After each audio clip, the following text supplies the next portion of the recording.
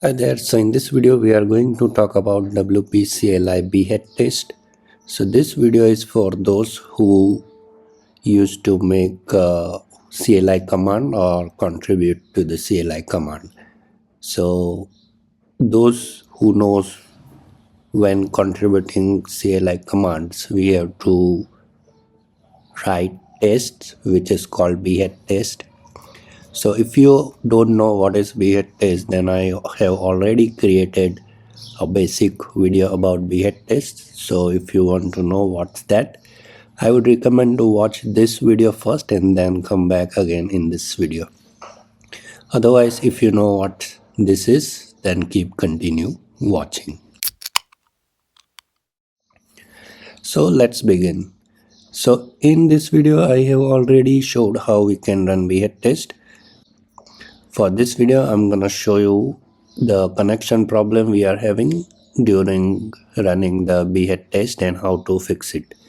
So running Behat test is very simple. We just have to run this command and this is the feature file. We have to execute this feature file to run the test for the WP-CLI. So let me show you the problem we are currently having.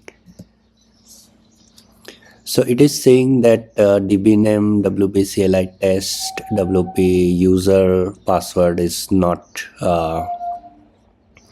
so it is basically denying the access for this users even if I have created the database user and this password for the on my MySQL. So the simple solution would be that we have to tell the CLI that instead of using MySQL, use SQLite.